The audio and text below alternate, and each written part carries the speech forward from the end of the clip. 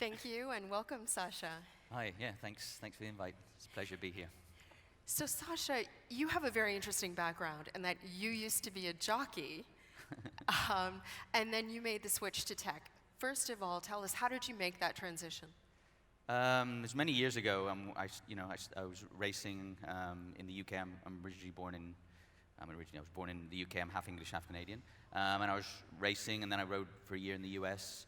And my mother was living in Barcelona, and I stopped by, and I just fell in love with the place. This was about 25 years ago. And I said, what am I going to do? So I thought I'd learn to program.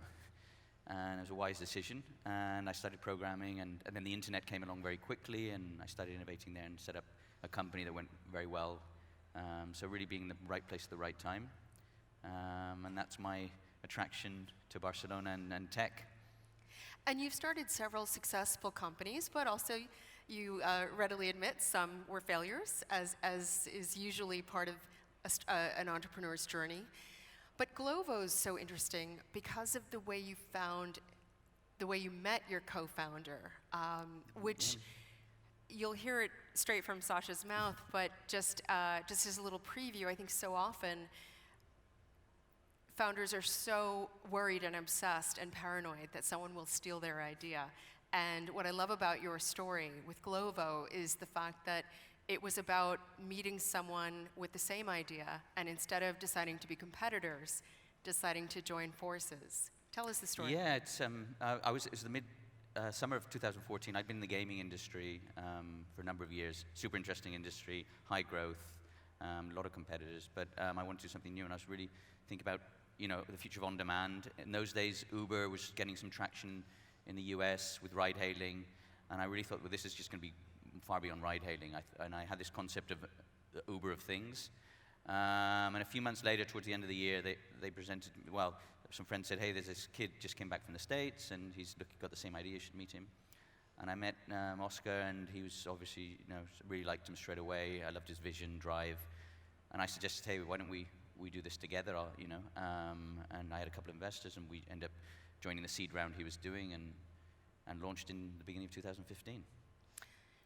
Do you think that that's one of the things that's wrong in certain ecosystems, is that too often founders are trying to compete with each other rather than join forces, particularly in very crowded sectors where, admittedly, on-demand delivery is one such sector where you can't have lots and lots of on-demand delivery apps. Yeah. They won't survive. Ideas, great ideas, they're all over the place, right? I mean, we can have this audience and there'd be brilliant ideas. I mean, the amount of people, when we launched Glovo and it started getting traction, that said, what a great idea, no? And the end, mind you, Glovo is not just food delivery. We deliver anything in your city.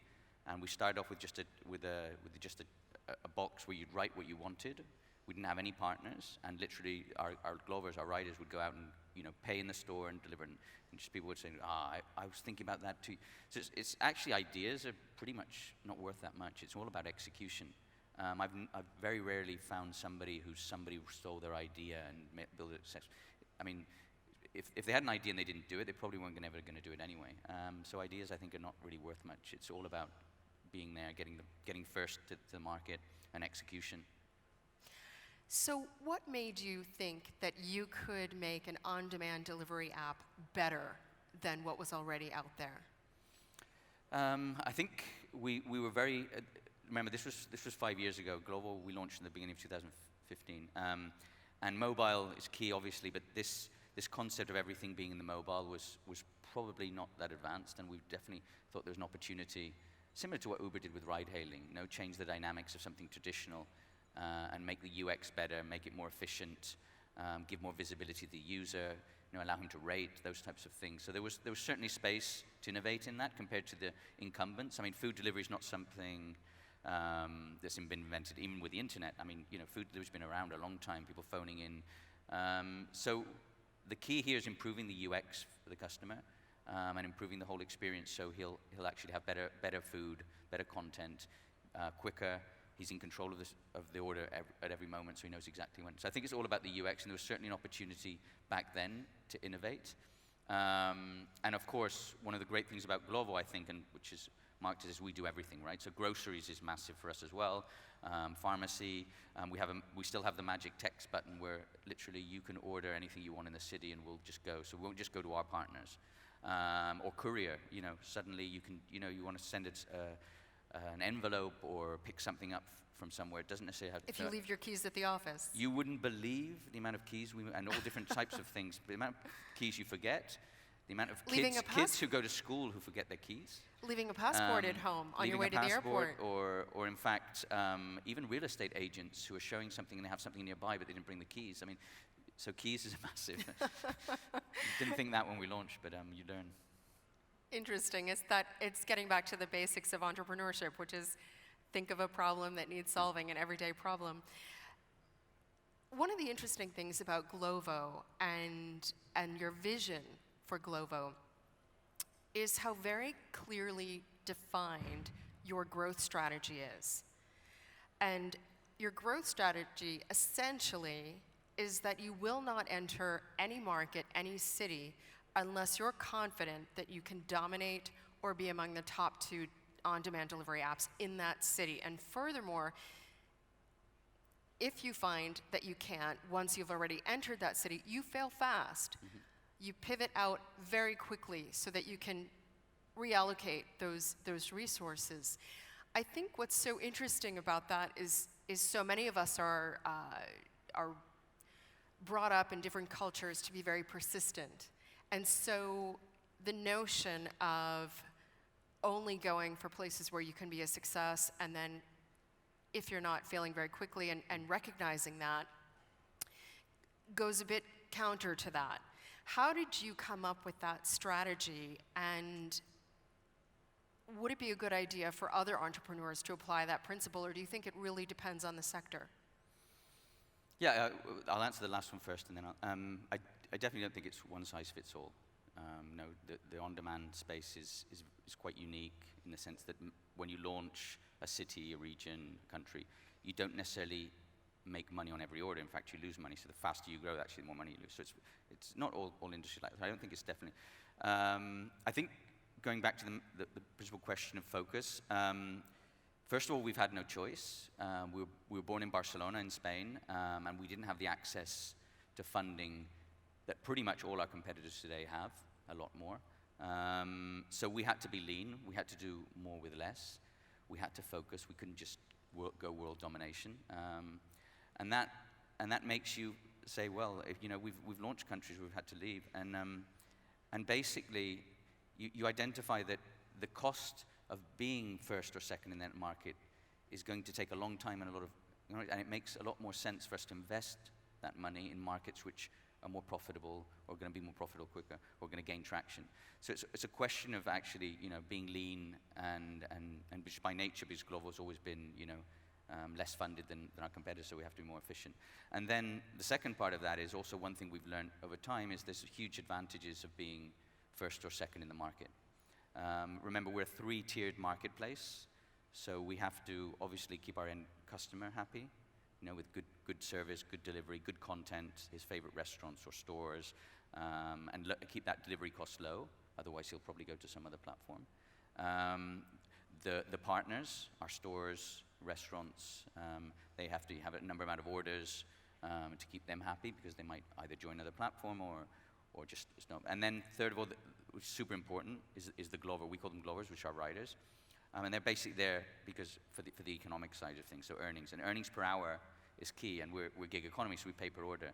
So we have to be efficient to give them the most amount of orders per hour so the economics work for them, because otherwise they'll go and get another job somewhere or even work in another platform. So we have to do that, and there's massive opportunities of being leader versus third, fourth, or fifth in the market just by the density of orders and how we can use the technology to optimize all of that. So it sounds like the takeaway is go for the low-hanging fruit or the attainable fruit rather than pushing the rock up the hill if you have a choice. Yeah, absolutely. And you can see the markets we're in. I mean, we're not in some of the massive European markets like the UK. It's very crowded. The cost of success is beyond us today. And also, it doesn't fit in with our strategy. Our core strategy is is being profitable, is staying for profitability in early 2021, which is huge considering the short amount of time we've been around. So yeah, we're focusing on where we can, where we think we can be leader, where we can, or second maybe, or co-leader, and where we have a clear road to profitability. I think pulling out of markets is something that most founders would fear would send investors running. They would fear the signaling that it produces, that you've invested in this market, but you're pulling out, that you're a failure. But you've taken the approach that actually it should signal a smart approach to resources and allocation of capital. Yeah, generally from our internal investors, we've always received support. They've been aligned with that. And again, it makes sense. If it's going to cost you X amount to win a market, and to stay in another market, it's costing you X, and you don't have a clear. It makes sense. They're tough decisions, but I think and now the reality is in the last 12 months specifically, the investor and the markets have changed. Everyone's looking more now towards profitable companies or have a clear road to profitability. So going back to what I said earlier, we've been fortunate to a certain extent that we've had less access to capital. So we've had to be leaner. We've had to be focused on the unit economics from day one.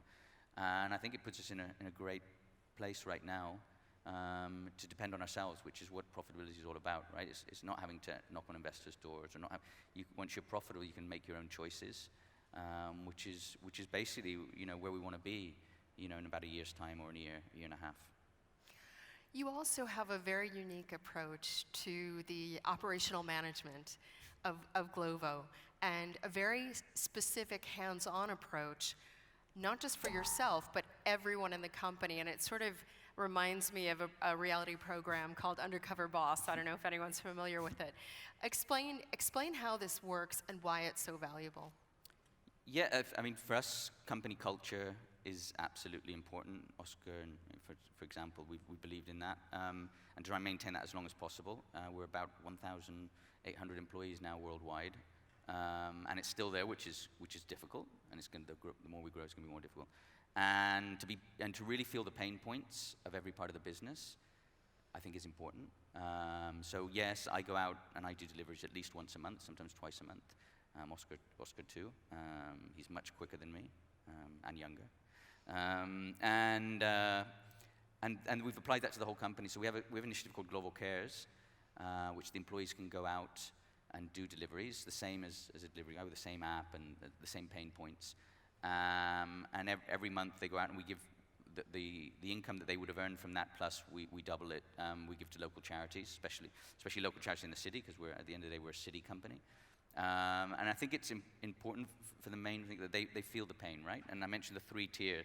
They feel, when the app's not working or it's not working as well as it should, when a store or restaurant is taking too long to prepare the order, when the customer all that side is super important to be humble and being really in touch with the core. And we're a tech digital company, but we're also a very city-based company. So we're on the streets. We're dealing with retail partners.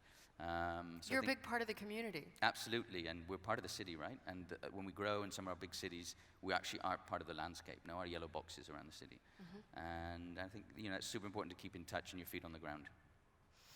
Excellent. I want to go back to profitability for a minute, because one of the things that all of your competitors, from Uber Eats to Deliveroo, et cetera, complain about are the very thin margins in on-demand delivery. How do you manage to overcome that challenge? Yeah, we're in a business where margins are tight. Competitors don't let you move them around too much because it's very competitive. There was a theory, that you could just do land grab and grow a massive business and then worry about profitability afterwards. It's not the case. You have to have a clear road.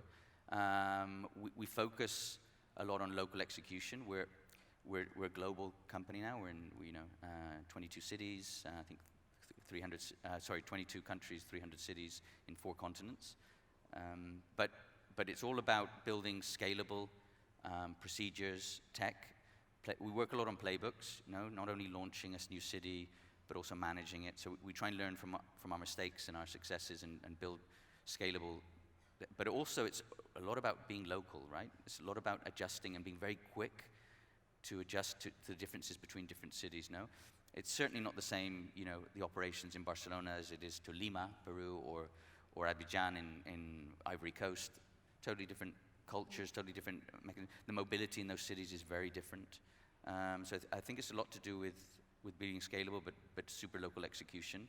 And again, being hyper focused on unit economics. When your competitors are doing crazy things and giving away a lot of bonuses, and you don't jump into that game. It's a game that has no return. You stick to slow and steady. Stick to your goal game plan. Yeah. They'll adjust. If they're bringing in a lot of customers who are just interested in free goods, these guys will churn. Right. So keep steady to our game plan. Final question about the sector in general. It's changing so much. So many of the little guys are getting swallowed up by the big ones. What's your vision for the on-demand delivery landscape? Do you envision a world in which we're just going to have lots of localized Amazon Prime? So not necessarily Amazon Prime itself, but local versions of. I think it's very important to be very different, to have a differentiation. In our case, we pretty much don't have very many competitors, certainly in Europe, and that actually deliver everything, which means that if we have the best food, but we also do all the other things, customers will stick to us. And also, it's not the same, receiving, I don't know, some aspirins or something to take your headache away at 2 a.m. The excitement that creates, and wow, Global's just saved my day, to bring a hot pizza, right? Hot pizza today is not wow. No one calls, hey, I got a hot pizza and it arrived. Cool. No, but they do talk about the other, or the keys. When your kid's coming home from school and they forgot the keys and they're at the door, and it saves you going there and drop. You just pick up Global. You can stay at work and just send the keys to them. So it's the hero moments. Exactly. So I think that's key for us for differentiator. It's worked very well for us. But having said that, there are huge advantages being having large market share in these cities, countries. And there will be consolidation for sure. It's happening. It's happening more specifically in the food industry today. Like recently, Takeaway.com and Just Eat just merged to create a huge company. You've got massive companies like Delivery Hero who are merging and acquiring. So there is going to be consolidation for sure. Our plan is to be profitable. To depend on ourselves, to consolidate others into Global, not to be consolidated into others. We're ambitious and we have a clear road, and we want to depend on ourselves and be one of those companies that grows maybe by merging or acquiring other companies, but we'll see. Excellent. Thank you, Sacha. Thank you all. Thanks.